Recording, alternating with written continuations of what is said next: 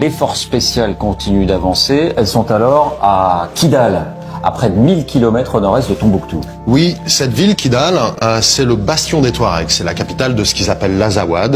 L'Azawad, c'est un territoire plus grand que la France et dont ils réclament l'indépendance.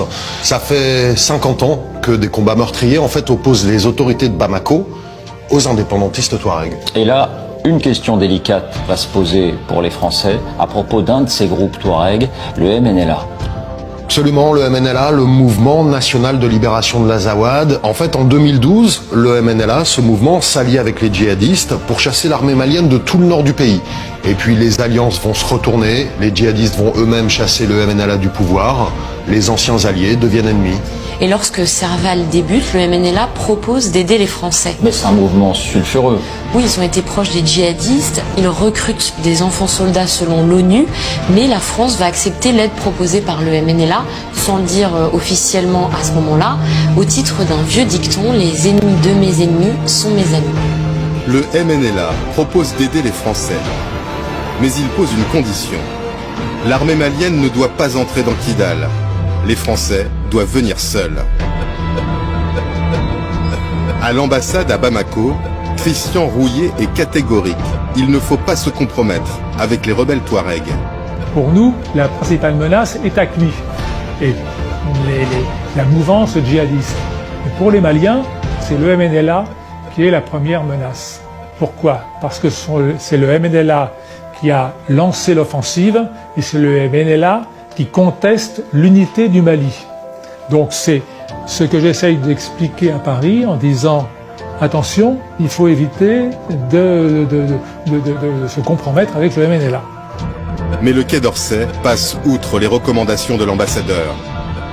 Les choses ne peuvent pas toujours être d'une limpidité absolue. Bon, ce qui est des mouvements terroristes, nous refusons de travailler. Mais il y a des personnes qui sont dans une situation intermédiaire, et là, le rôle de nos services, c'est d'essayer de les amener du bon côté.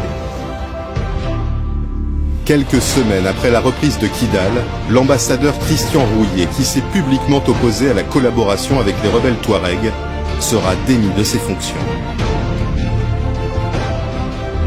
Comme convenu avec le MNLA, les forces spéciales ont pris le contrôle de la ville sans associer les soldats maliens.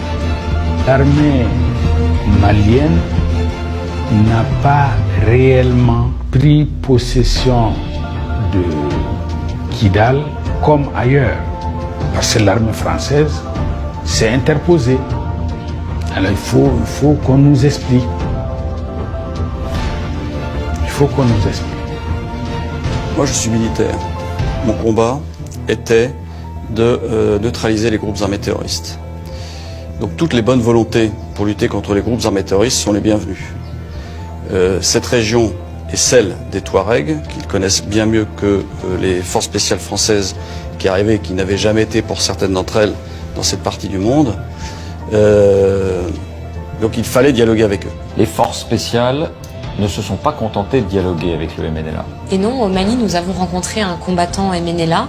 Il est Touareg, originaire de Gao, et il a été enrôlé par les djihadistes quand ceux-ci ont pris la ville de Gao.